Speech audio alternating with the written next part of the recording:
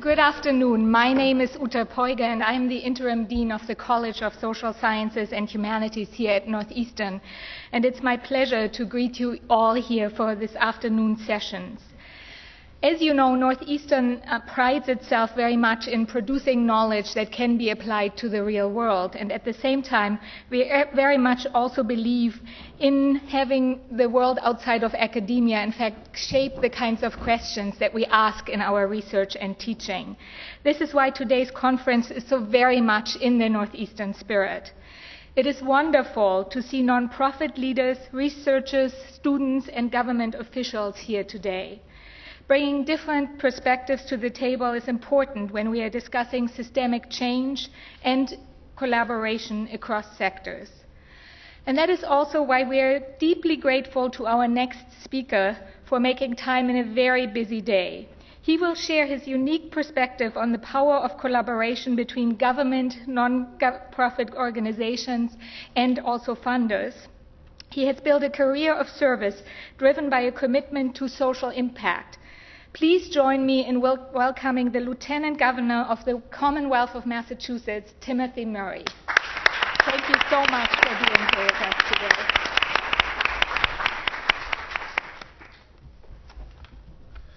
Well, thank you, and it's great to be able to join you today. And whenever you have some of the individuals and entities that are represented in the room, I think good things happen, and I've seen that in various capacities, not only as Lieutenant Governor, but as Mayor and City Councilor, and as a housing search worker as well. As in my capacity as Chair of the Interagency Council on Housing and Homelessness, and also Chair of several other Interagency Councils that work on social policy and human services, I do believe I have kind of a unique position in the sense of being able to see some of the various collaborations that take place in different forms across some very important issues. I chair the Interagency Council on Housing and Homelessness, which I mentioned. I also chair the Governor's Advisory Council on Veteran Services, the Interagency Council on Substance Abuse and Prevention, and the Interagency Council to address sexual abuse and domestic violence as well. As I see it, the key for us on those issues is in working across all sectors, including government, business, industry, and the nonprofits, is really the ability to try to understand each other's roles in that effort, and to think broadly about the kinds of accomplishments that we can attain by working together, by collaborating. By very nature, it's harder to do, and we all have our own thoughts and opinions, but resources and serve the people and clients that we care about, it really is incumbent upon all of us to really work and try to find that common ground. Our administration has constantly been striving on a whole variety of ways, whether it be the economy, working on education, working in the human service field, to try to do what we can to improve services and results for all of our citizens. In this era of diminished resources, as we worked our way and grappled with the challenges of the Great Recession, we have had to rely on each other and an enhanced level of collaboration as well.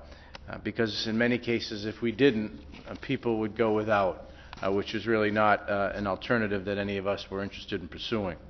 We've approached this problem by trying to integrate silos within government and outside, to achieve this interagency collaboration as a way of doing business, and not just something that requires an executive order, but really going forward, making it a way about doing business.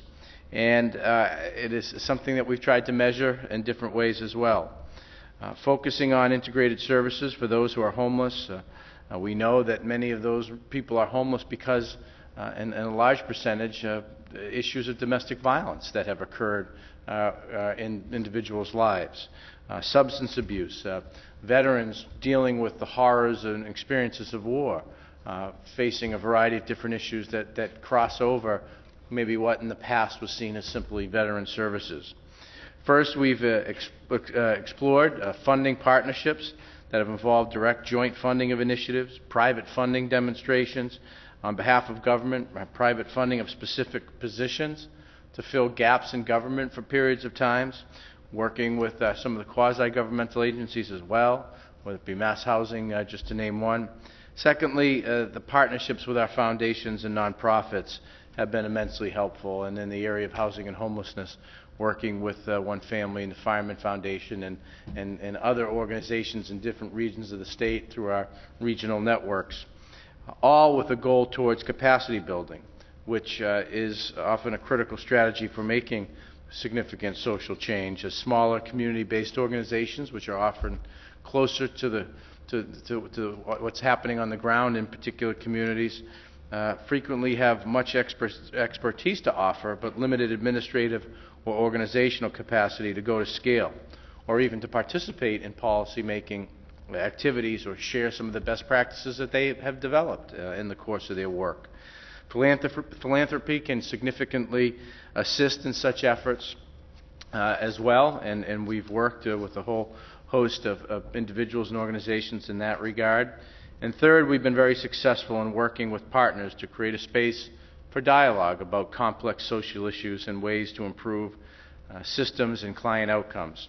Our Interagency Councils are designed to engage many stakeholders in that dialogue. We have our set members of these various Interagency Councils, but on a regular basis we will bring in and ask people to present, ask questions, get feedback on what we're not doing well, or gaps or things that we have missed. We cannot create lasting social change on its own. It does require us to do business differently, looking at resources in new ways, building partnerships that maximize everyone's efforts toward a common goal. Similarly, the philanthropic community has the ability to help government convene stakeholders for sessions dedicated to disseminating best practices or identifying priorities. One of the best, most practical examples I've seen in this public-private partnership comes from my work as chair of the Interagency Council on Housing and Homelessness, which was really the first one we jumped in on back in 2007 when we started working with the Paul and Phyllis Fireman Charitable Foundation. The ICHH, as we call the Interagency Council on Housing and Homelessness, embarked on a social change effort back in 2009 as we sought to end homelessness and set a particular priority on family homelessness. And in that effort, learned a lot from what had been and some models that had been existed on the single adult chronically homeless side. The administration and the foundation came to understand early on that and develop a shared vision that while emergency shelter would be necessary to address emergencies, the solution to homelessness requires a robust continuum of housing resources. Our partnership with the Fireman Foundation has involved funding, but has not been limited to simply that. It has been about a common strategy that is focused on funding, training, convening, research, and advocacy. In each of these areas, the Foundation has been able to respond to gaps in what the administration was able to offer at the time in order to help us build out that effort. For example, in 2009, when we launched the regional networks to end homelessness that brought together diverse stakeholders in every region of the state to test these innovative strategies for ending homelessness and enacting systems change. These networks were charged with building the public-private partnerships regionally, just as we had challenged ourselves. And what we have seen is that they, in almost all instances, have effectively brought together the business community, shelters, schools, healthcare providers, advocates, the faith community, consumers, and others to outline the work and work towards regional solutions and the development of regional agendas. The state had resources sufficient to fund 8 of the 10 regions, but the Fireman Foundation stepped up and agreed to support the remaining 2, allowing us to cover every community in the state. At the same time, they agreed to support a full evaluation of the initiative so that the Commonwealth and all of its partners could learn which innovations were most effective and understand how we could bring them to scale. Throughout the pilot period, the Fireman Foundation convened stakeholders from all regions of the state to convey to them what was working, what wasn't, and through these various peer learning sessions designed to share those experiences and promote the best practices that were identified. This greatly strengthened our ability to disseminate these new practices and build the knowledge base statewide. It also allowed us at the state level as we were grappling with limited resources, to understand that issues in the greater Boston area might be very different in a more rural part of the state. A wrong turn in a certain economic sector in a certain part of the state might be the reason why we're seeing additional needs and people requesting assistance. So having those ears on the ground, if you will, and being able to have these and convene these stakeholder sessions was important for us to develop a flexible statewide strategy and approach.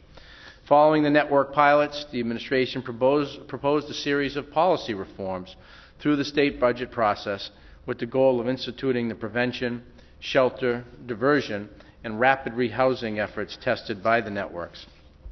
At our request, the Fireman Foundation was able to provide us with information and access to research that helped shape our program design and make the case to the legislature, both in the House and Senate, who were working on this issue, to help them learn and have that information to make timely and informed decisions. They also invited administration officials to speak with a group of other funders to discuss our strategies and identify how greater coordination among us could benefit the families we are trying to serve. This one partnership exemplifies what's possible when we find our common ground, and I'm grateful to Northeastern for hosting this conversation. I know a few people have heard this story before, but I think it kind of reinforces why we're here and why we're trying to create an integrated strategy that involves government, public sector, the private sector, to making lasting change and solving problems, helping people. But I mentioned in my early remarks at the beginning I was a housing search worker. And I was going to law school at night, and I was working as a housing search worker. And there was a woman who I was working with who had a husband who was a Vietnam veteran, combat veteran, who had been dealing with some issues. They had been estranged for some time, but he was still in her life and checking in. But she was raising 3 young children, very young, an infant at the time, driving a bus, whatever hours she could get, and she was working with me as a housing search worker to apply for applications for public housing, for Section 8, for MRVPs, and I worked with her for some time. And she would dutifully come down whenever she had a chance, usually with the kids in tow, to fill out those applications. And on occasion, we would drive to housing authorities that would only have application dates open for certain periods of time and wouldn't accept them by mail. But she was really focused on her work and trying to find stable housing. I left that job after a couple of years, and at that point, she was still kind of in this situation looking for housing. We'd also worked with her through some of the local nonprofits, through donations to the resource center I was working for, and an organization called Family to Family, which exists here in Massachusetts. And we were able to work with her landlord, who was, understood how hard she was working, and sometimes she'd get an arrearage by a month or 2 or 3 months, but he would work with her in terms of payment plans and getting the rent done. But later on, when I was mayor of Worcester, I got this email from this woman wanting to know if I was the same Tim Murray who had been her housing search worker. And I called her, we spoke, and we agreed to meet and have a cup of coffee. And she told me what had been going on and what had unfolded in her life. Probably about a year later, she got a Section 8. Her landlord accepted the Section 8, made some modifications to the house because she was such a good tenant, and she did very well. She had a stable housing situation. She went to the local community college and got her degree. That degree and her personality then allowed her to go on to a local state university and was hired there. She put both of those kids, all 3 of those kids, through college, and I think 2 of the 3 went to some of our state universities here in the Commonwealth, and then through the program, the 40B program, bought her first house. And it was that kind of coordination among the public-private, nonprofit community, philanthropic community, that changed that woman's life. And so I think our charge, and why you're here today, is to figure out how do we institutionalize that in a real and tangible way that puts aside organizational structures, sometimes egos, and says, what are we doing to make sure that each and every person who's willing to work and seeking a better opportunity for themselves and their family has that. So in that spirit, thank you for what you're doing, and I can tell you have partners at the State House and the Patrick Murray administration. Appreciate it.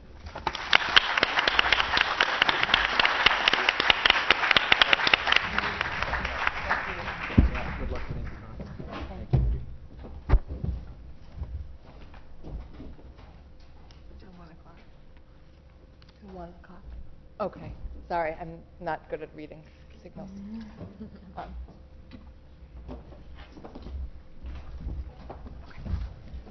glad that you guys understand. So that was many thanks to the Lieutenant Governor for kicking off our panel with many of the messages that we were going to cover. She wants you to move to the microphone. The microphone. Now? Better? Yes. Thank you. Okay. Yeah.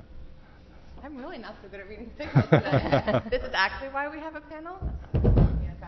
I'm Katya Fels Smyth from the Full Frame Initiative and really excited to be here in this conference and to follow on the message that government sometimes is our best ally in creating systems change, and I think some of what we're going to be hearing now and moving forward in the afternoon is how we can work collectively and productively, and that it's not always sort of a, sometimes we're more of the problem than government is, but we'll get to that. So I am both a facilitator and a queuer-upper.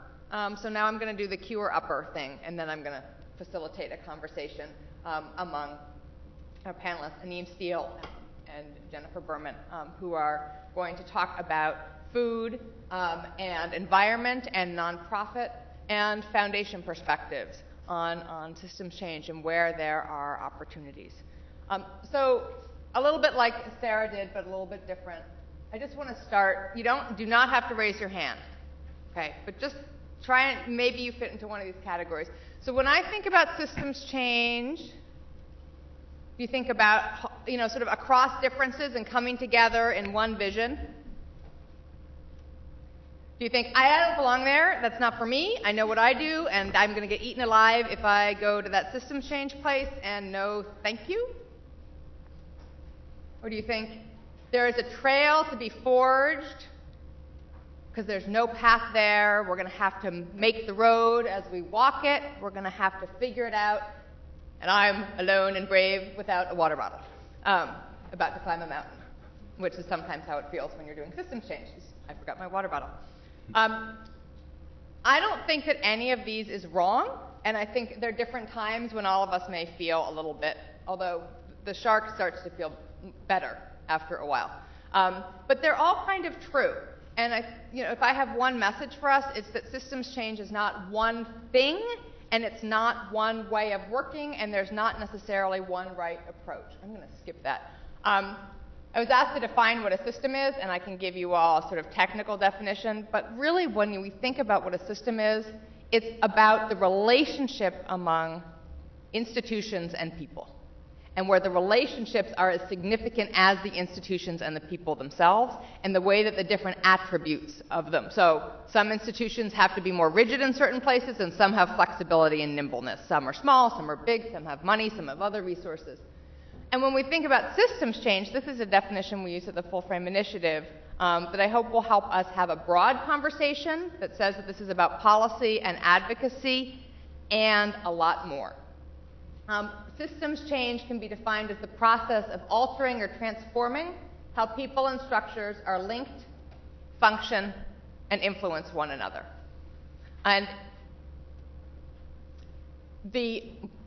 I know, we're doing this because this is Northeastern, but we needed to give you some theory, right? When we talk about systems change, well, I can say when I ran a community-based direct service organization for almost 12 years, and the work I do now around systems change started out as initiative of that organization on the rise. And I had always thought that systems change was about the big disruptive change, right? And what I've come to realize is that systems change, that only happens, or it happens best and fastest, when we're actually approaching things a little bit differently, or a lot differently. And that often we are supported in programmatic thinking and pretty linear thinking. We do this, and then this happens, and then this is going to happen, and then this is going to happen, and that doesn't happen when we're using systems thinking. And if we aren't looking for it, then we're going to see what's actually happening. So systems thinking, this, by the way, may be a little bit more, if you think about real life, this actually is a little bit more what real life is about. How many of you have lives where you think, I do this, and then this is going to happen, and this is going to happen, and you can plan out the next 5 years exactly? No. It's a lot about thinking about influences, and small things cause big things, and big things don't even cause small things. And it's about how we influence each other rather than necessarily the direct actions we take. It's about relationships, and interdependencies. So as Kelly was saying earlier, it's maybe less about what our organization is doing or our dollars are buying, and it may be a lot more around what we're able to do collectively. It's about this very, very complicated correlation between action and impact, which has all sorts of implications for funding stuff where you're really looking for what's my return on investment, because it gets complicated really fast. Systems are very, very resistant to change. All we have to do is look at cycles of poverty in this country. We've dumped a lot of money into trying to break cycles of poverty. A lot of systems are resistant to change, and they also can change very fast and very quickly if we get in at the right point and apply our resources correctly. And I think you're going to hear some examples of that in a minute, and I'm also happy to share some. This is about feedback loops. This is not about collect data for a year, and then that tells you whether you're doing it right, and then you shift. This is about constantly paying attention to what's going on in the environment for opportunities, as well as to adjust your course. So go back to that guy climbing the mountain. You may think he knows what the path is, and then it turns out there's a landslide, which occasionally things don't go quite like you think they're going to when you're doing systems change work, and you have to adapt and move around it, and that all has to happen because of feedback loops. Porous boundaries has to do with it's not always clear whose success it is, and it's not always clear who the main actors are. And again, these may, on the one, I hope some of this makes sense to you, and on the other hand, I think that we need to think about how we set up our organizations and how we fund this kind of work, because a lot of this is really hard to do with existing funding structures, and I think Jennifer's going to talk about some of the ways that it actually is really possible to do without doing something totally crazy. And context and culture matter, which we all know, right? But doing work, systems change work in Massachusetts, I do a lot of work in Missouri. It's really different in Missouri. And we have to take that into consideration, not just pretend that certain efforts, because they worked in some place, are going to work in a different place. So it's not necessarily replicable.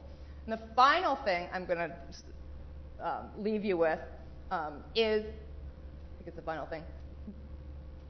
I already mentioned not starting with the disruption and using systems thinking.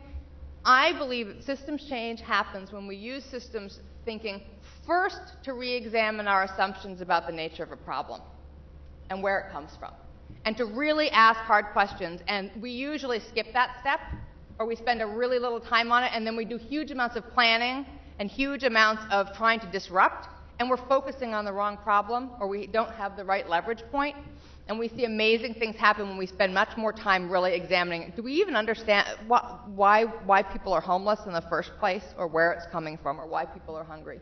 And only then change how others approach the issues. We have to get that stuff straight. And we spend a lot of time, I think, also rushing to try to influence everybody else's work and things before we, as sort of agents and as groups coming together to do systems change, understand that. People okay? Yeah? Okay. So what I'd like to do now, really quickly, is to turn it over. Actually, I'm going to turn it over to you guys. I'm going to go to the next piece. There are a couple of themes that I think have come out. There are a couple themes that have come out through the morning that I think you may hear some of, but I'd also encourage you to listen for new themes that are going to come out from Anim Steele and from Jennifer Berman as they talk about their work. What I've asked them to each do is start out, I think we can go back to our plan A. Okay. We had plan A, plan B, plan C, depending on arrival of certain dignitaries, which is also part of systems change work, being really flexible. to spend about 10 minutes each just talking about the work, introduce us to the work that you do and your role in that work, because the people in the work really matter. Bios, I'm not going to take time with bios, but they're great bios in your program book, and I would encourage you to read them. Who you want to go first? I think you're first. I'm first? I think you're first. Go for it. Okay. Well, hello. Sometimes you also have to figure out who's up first. Hello, everybody. My name is Anim. I'm the director of Real Food Generation, which is a movement of young people reimagining our food system as an engine of health and justice and sustainability. And what I want to do is to talk about, focus on our main campaign, which is called the Real Food Challenge, and to tell you what the Real Food Challenge is doing to change the food system. I actually want to take you on a little quick mental journey. So imagine that you are on the deck of the Titanic. Some of you are standing right there at the bow. You've got your arms spread out. Whoa. Saying the king of the world. And it's an amazing experience, of course, whether you're right there up front or just anywhere in the ship. It's a wonder of modern, at least for 1912, technology, industrial age. Some 2,500 people on this vessel, the largest vehicle maybe that's ever been built to that time.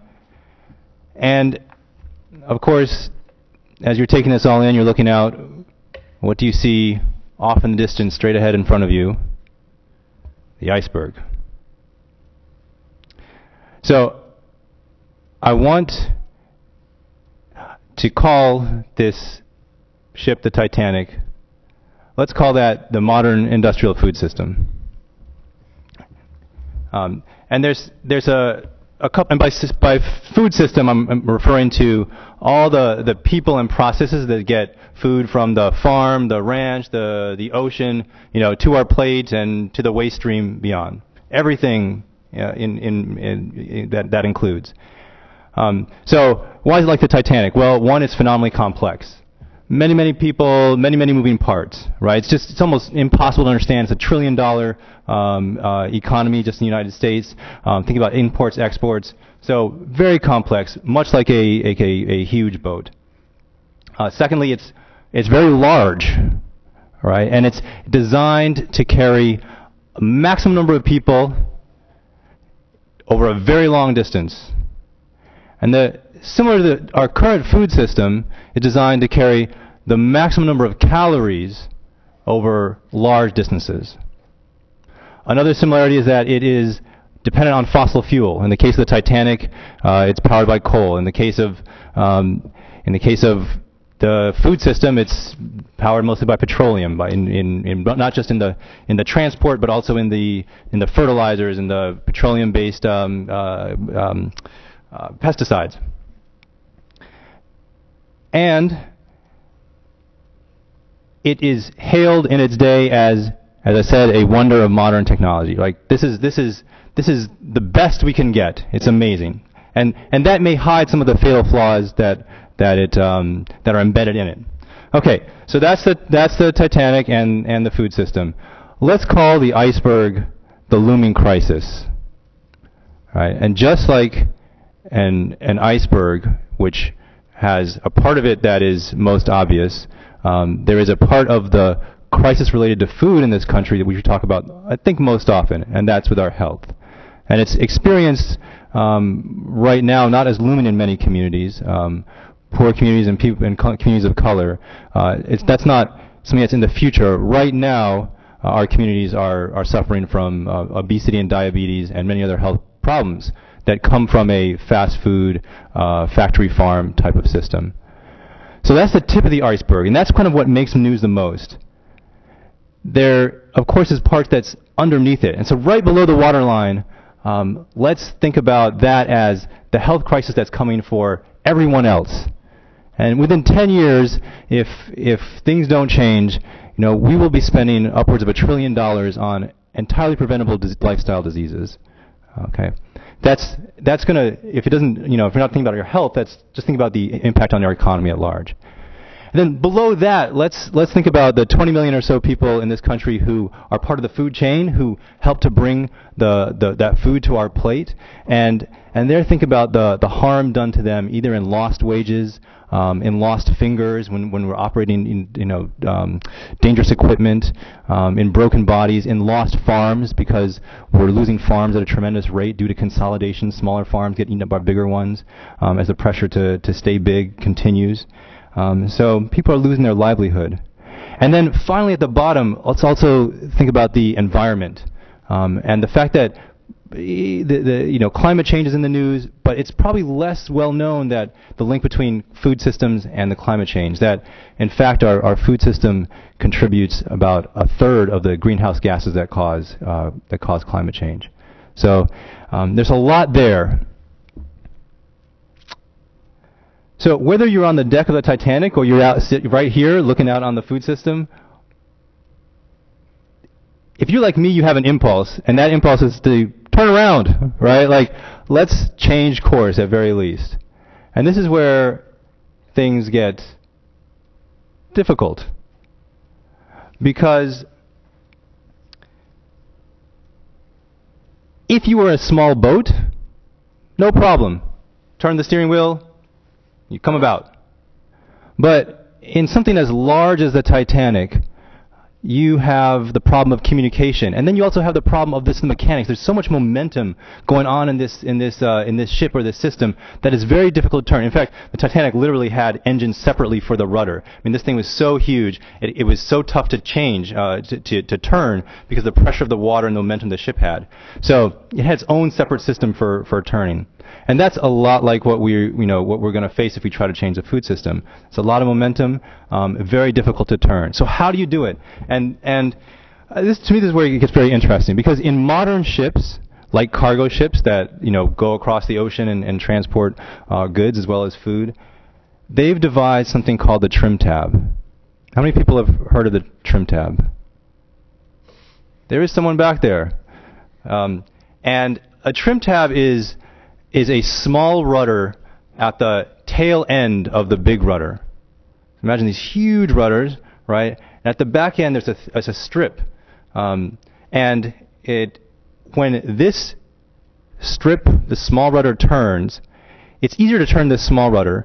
And because of fluid dynamics, it begins to shift the bigger rudder in this other direction, which helps the whole ship turn like this.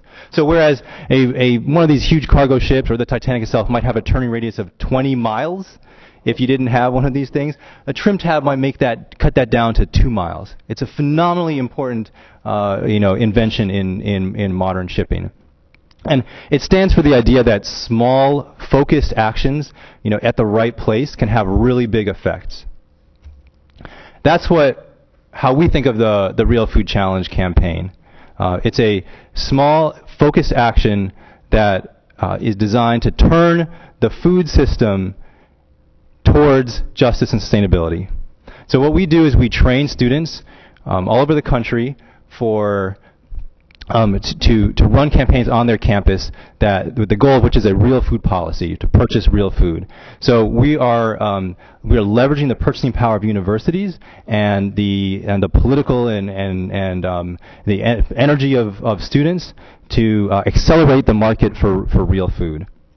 And this came about back in 2006, when I was actually living here in Boston. I'm in New York now, but I was living in Boston working at the Food Project, and I had the opportunity to run leadership workshops for young food justice leaders. So I was meeting college students from all over the country and learning that there was something happening on college campuses, an interest in purchasing food that was more ethical and sustainable. And as we talked, we realized that there were these similar ambitions, but just a different language and sometimes different emphases. On some campuses, there was an emphasis on getting local food. On other campuses, there was an emphasis on fair trade. But we had a hunch that if we pulled our resources together, we could do more than we were doing separately.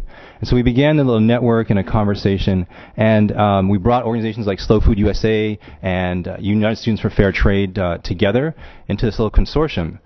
as we talked, and we also developed a concept of real food to kind of get over the language that was dividing us. Real food, meaning food that is nourishing to consumers, to producers, to the earth, and to communities. That was kind of like our common denominator. So we had that framework. And as we delved deeper, and we learned some other things. We learned that college universities altogether serve, when they're serving their students food, have $5 billion they spend on food a year. And we realized that was a tremendous opportunity it was a resource and a way to create opportunity for small farmers both here and abroad that aren't getting the breaks in this system. We also realized that the college food industry was a very interesting slice of the overall food economy. I mean, it's linked to the rest of the. It's a relatively small slice of it, but it is linked to the overall economy by the fact that most schools contract out their food service. So if you are, how many people are Northeastern students? And so your contractor is Chartwell's, yeah. And so the companies that run the cafeterias, both in schools, universities, and public schools, at Fenway Stadium, at the Olympics, in hospitals, etc., they are actually a fairly big part of the food economy. And we also realize that those companies, that there are relatively few of them. And so that in fact, there's 3 companies that dominate 90% of that market. And Chartwell's is a subsidiary of one of them. So changes that we could make in this sector would have a chance of rippling out. The other important thing we realized is that the problems that were inhibiting a real food purchasing at these institutions were similar to what's happening in the rest of the economy. That the buyers at these institutions faced really big barriers that were bigger than the incentives to change. Many people want to do different, purchase differently, purchase from smaller farms, local farms, fair trade, but there are systems built in that inhibit them from doing that. Like it's just difficult to order from many more smaller farms. The companies have actually disincentives for doing that. So we began to learn about all the root causes of some of this problem, including the fact that if you want to purchase more real food, you also have the problem of not knowing what is real food. So there was a lack of clarity and a lack of transparency. So all those were in play, and we also finally realized that this is an area where there is where students have a lot of power. That because it actually is a very competitive market, that when students press for changes, they can actually make the change. So what we've done since then, since we started in 2008, is to provide education or training for about 70,000 students nationwide. The students that have been trained and supported by the Real Food Challenge have gone on to shift $50 million worth of college food purchasing away from the traditional kind of conventional mainstream food supply towards these farmers who are in their area or fair trade farmers from abroad. And that includes the entire University of California system that has signed on to our Real Food commitment. And actually, students at Northeastern are working on a campaign right here this year, which we hope will be the next school to sign on to the Real Food campus commitment. So we've done that. We've also defined what real food is, and we've created a real food calculator that 40 institutions now have been using to measure their percentage of real food. And so what's next for us is to move the calculator out into other areas of the economy, to license it to ski resorts or hospitals or other institutions that want to measure their sustainability. We're also taking our campaign philosophy and inventing new ones, coming up with new ones that will involve high school students and teenagers. And I could say more about that, but I'll save that for right now. And so overall, I guess what I want to say in conclusion is that the shift we're seeing is real. It's really exciting that we're actually now even negotiating with some of the big companies about making changes. So we're seeing that application of those ideas actually bear fruit. And what really shifted it, what changed was our mentality shift. That we had to go from just seeing ourselves as parts, students on different campuses, to seeing ourselves as part of a whole, one whole industry and market, and our place in the larger system. And secondly, to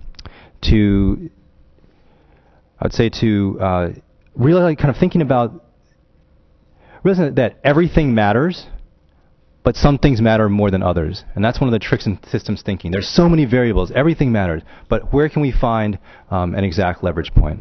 So I will leave it there. Thanks, Anim. And it's such a great example. And I think there are just a couple points I want to pull out for folks before we turn it over to Jennifer. I think this idea of small focused action, I just really wanted to underscore. Anim, you also talked about purchasing power, and you're talking about the purchasing power of institutions. I do a lot of work on the purchasing power in government. Neither of those are legislative for the most part. There may be some legislation somewhere in the background, right? But they're all based on information and choice and switching the scales and giving people new tools to purchase, because government has to purchase, universities have to purchase. And that can be a leverage point. You also talked about tapping into hearing and energy in students, and whether it's energy in students or something else. One of the leverage points that I think we often overlook is our brewing conversations or places of dis-ease within systems, and where can our voices or our work add to that instead of trying to create something out of nothing. Where can we be a 10% that helps leverage the 90% that's already really happening? And that point of leverage that I think was implicit in a lot of what you said. I love the mini rudder, trim tab, the trim tab analogy, because I think that's really when we find that trim tab in systems change, it is the best use of both philanthropic resources and people resources. Jennifer. So Jennifer is going to be talking to us about maybe some of the same themes and maybe somewhat different, but we're really glad to have the voice of foundation and philanthropy with us. Get through these slides. Oh, you're going to have to, the other thingamajiggy. She's different. Here, let's get through. I don't know. I think you're going to have to find it. Here's Jennifer. Oh, there we go. Okay. How do I get to this slide? There we go. Okay. Thanks. My name's Jennifer Berman. I'm the former executive director of the Maverick Lloyd Foundation, and I'm really excited to be here today and looking forward to some conversation about systems change. And I just want to thank Anim for the great analogy, because I have to say, doing systems change work in Vermont, it often has felt like we're trying to change the direction of the Titanic. So, very fitting analogy. I have about 10 minutes, so I want to just share quickly some background about the Maverick Lloyd Foundation and talk a little bit about why we decided to approach our work the way that we did. I'll talk briefly about the systems process we use, which is a very specific process. As Katya said, there are lots of different ways to do systems thinking and systems work. The example today is a very specific process. And then I want to just leave you with a few key lessons from our work and some reflections. So Maverick Lloyd is a small family foundation in Vermont, and small is relative. So when I talk about small, I mean that we were granting between $200,000 and $250,000 a year. And I think that's really important, because to do systems change and to do large-scale social change, you don't have to be a huge foundation. We're very small in the foundation world, and we're able to have a very large impact by using our resources strategically. So when I started, the trustees had a little bit of a scattershot approach to funding, meaning that they were funding lots of different things and were frustrated because they felt like they weren't seeing the kind of impact they wanted to see and that they knew was needed if Vermont really was going to address climate and energy issues in the time frame that was needed. So as we began to assess what was happening in the landscape, both in the foundation world and in the advocacy community in Vermont, we began to see a lot of fragmentation and a lot of competition for very scarce resources. So on the advocacy side, there was tons of great work happening around climate and energy. lots of good work and a lot of great expertise in the community. And there was also a level of cooperation that was happening. And I make a distinction between cooperation and coordination. So people knew each other, they knew each other's work, but there was no real alignment around bigger strategy or big goals. And oftentimes there was a lot of replication of services. And I think this is generally a dynamic of how we fund, how foundations tend to work, in that I think somebody in the earlier panel said this, we try to get organizations to convince us as funders that they're doing the best possible work, and it sets up this really unhealthy competition for resources. And I think there's a similar dynamic in the foundation community, that funders in Vermont, a lot of the funders who are working on climate and energy, all had slightly different guidelines, slightly different theories of change, and slightly different goals. So one of the results, not surprisingly, is that you have this incredible fragmentation and competition for resources. And what we found in Vermont was that there was really no unifying goal that pulled all these different strands of work together. So we got really intrigued with some systems work that was happening in the Midwest, and we began to explore whether or not the foundation could use a systems approach to pull together a diverse group of players to get agreement on a big common goal for the state and align both program work and grant making around a few key strategies for change.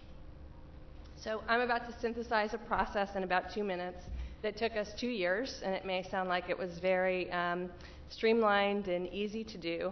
I have to say that this is one of the hardest pieces of work I've ever done. Systems work is very messy. It's also the most rewarding work I've ever done, and well worth the effort. So what did we do?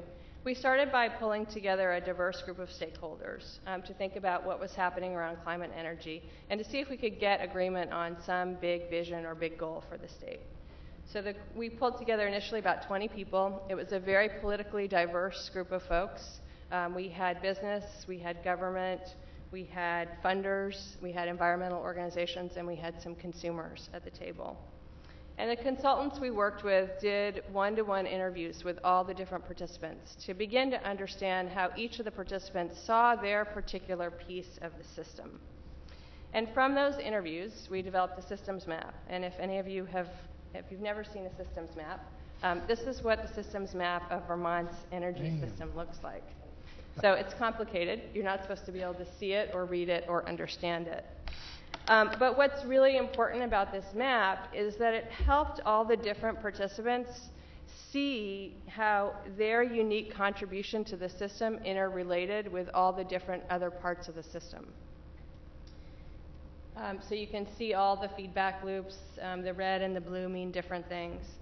But from this map, participants came to a common understanding of how the system was working.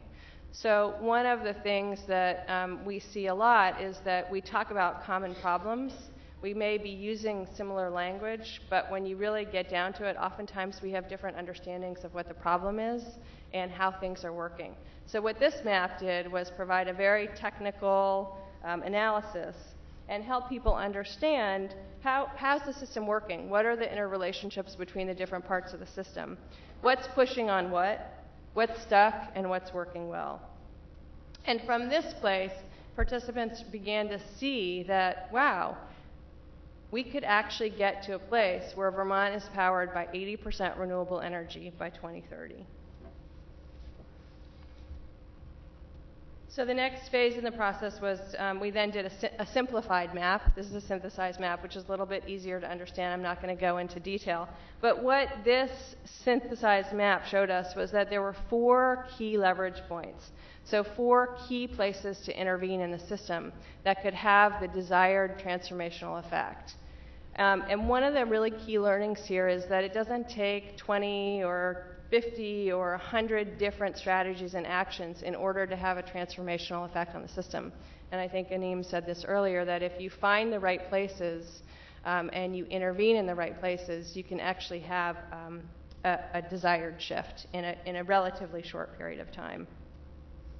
So we identified these 4 leverage points that are boxed. It was education, capital mobilization, technological innovation, and regulatory and permitting. We then formed 4 work groups with experts in each of those 4 areas and identified a series of short and long-term goals and some indicators to measure progress. So this has been said before, but one of the things about systems work is you can set some goals, but systems are dynamic and they're constantly changing. So we set some short-term goals, we got to work on those goals, and as the work progresses, we're going to reevaluate and see how the work is going, see how the system is changing, and then determine if we keep going with that strategy or if we need to reassess our strategy. And then finally, we set up a network structure to support the work and to ensure that the project teams were in long-term communication and sharing learning. So one of the key things about this is that in terms of the 4 intervention points is that it's really important to intervene in all 4 places at the same time. So oftentimes what you see is there's really good work happening in one area of the system, but if that's not coordinated with other work that's happening in another area of the system, oftentimes the system gets stuck. So the work group structure allows for the 4 leverage point groups to constantly be communicating and learning from each other. And this is just a little bit more about the strategy, that it's kind of a dynamic infrastructure. We plan, we implement, we're constantly monitoring and tracking progress, and then we learn and adjust. And then there's some kind of backbone support functions that support the ongoing development of the network. So we now have 2 full-time staff running the network. We started with 20 organizations. We now have over 80. And as a result of our work, the state of Vermont, who happened to be redoing their comprehensive energy plan right about the time that we were finishing our analysis, used our work and adopted a statewide goal of Vermont getting to 90% renewable energy by 2050, which was a huge win for us. We had government representatives at the table, but the state as a whole had not really embraced an aggressive goal around climate and energy. And in addition, identified the 4 leverage points that we had identified as the key strategies for change. So not only do we have 80 organizations, but we have all of the state agencies and the governor aligned around a big common goal and strategies for action. So if anybody tells you that being a small funder, you can't have a large impact, don't listen to them. So I just want to talk about a couple key learnings and reflections. So one of the things about systems work is that it's really important to have a big, audacious goal. Systems work is about helping people aspire to new possibilities and imagine things that may not seem possible within the current system. It's really important to have diverse perspectives at the table. It's really difficult to understand an entire system from one particular viewpoint, from one particular mental model. So having the diverse perspectives, both from different parts of the system, but also the political and ideological differences, allow people to kind of see the big picture and understand all of the dynamics that are playing out in the system. And it's really important to have the right people. You need to have decision makers and people who have the authority to change organizational strategy and direction in the room. You have to create a shared understanding of the system. That's what the system map helped us develop. Systems work is not easy. These problems that we're trying to tackle didn't happen in a year or two. They were a long time in the making, and we're not going to solve them with short-term goals. It also takes a lot of relationships, and I think folks have already talked about this a little bit.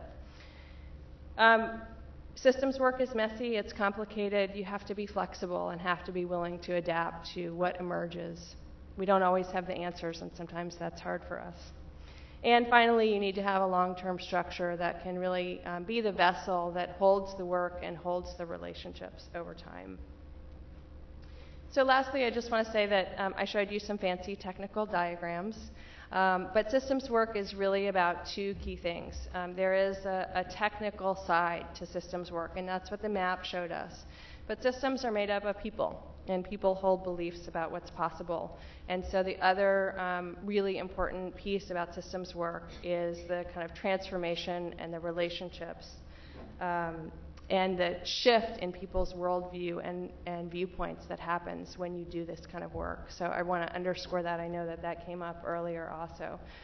There's a human side to systems, and I think oftentimes it's easy to overlook that. So I'm going to stop there so we've got some Thank you. time for conversation. Thank you. Well, thank you to both our speakers. Jennifer, you talked about a couple things that, again, I'm just going to pull out in case people's stomachs are rumbling so much that, and sometimes there's this hear it once and then tell me again. But one of the things I think you brought home so nicely is that systems work is very dynamic, but it's not chaos. And it's not about, oh, we'll go over here, and oh, we'll go over there, and oh, that looks bright and shiny, and oh, that looks bright and shiny. At the same time, it's deeply, deeply opportunistic. And I will say that one thing that often shows up in human service work, both in terms of identifying opportunities and leveraging them, is urgency and people's sense of urgency. And the urgency comes from a combination of a need that exists and the harms that are growing, but also the urgency of windows of opportunities that may be closing.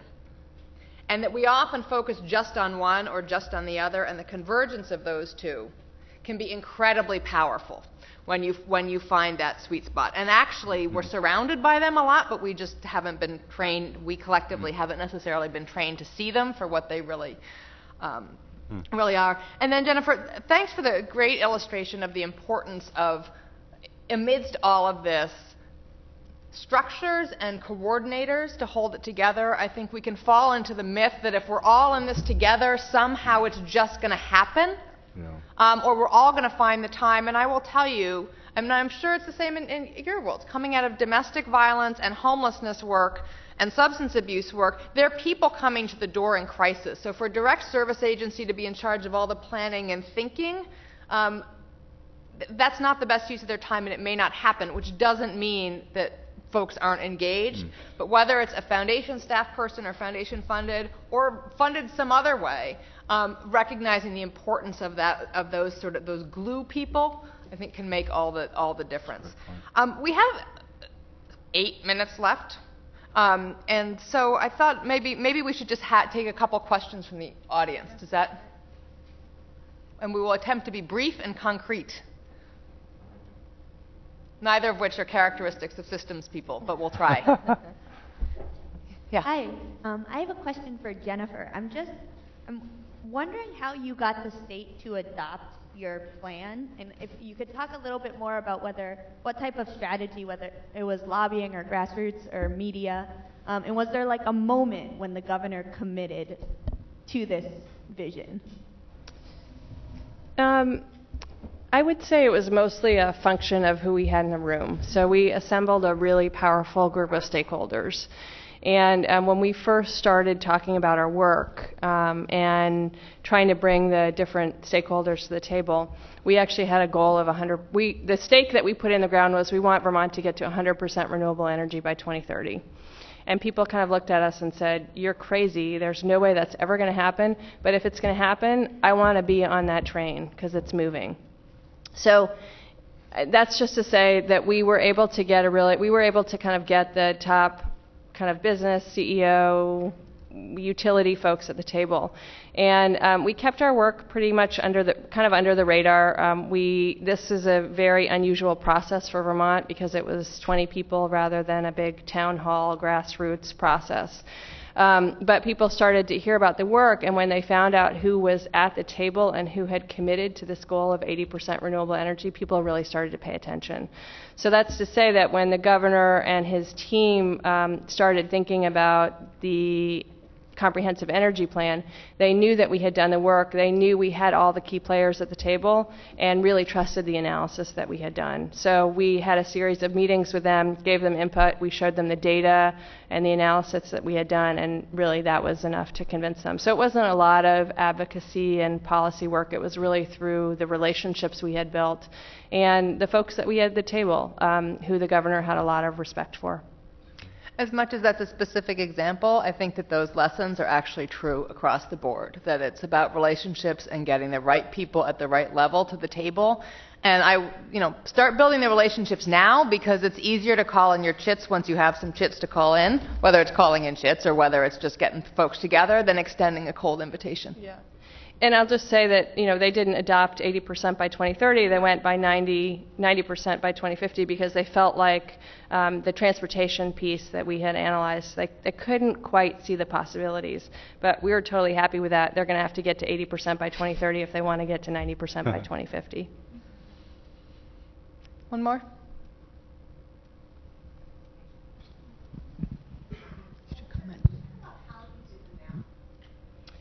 Yeah, so we hired consultants. We hired a systems analyst. The question.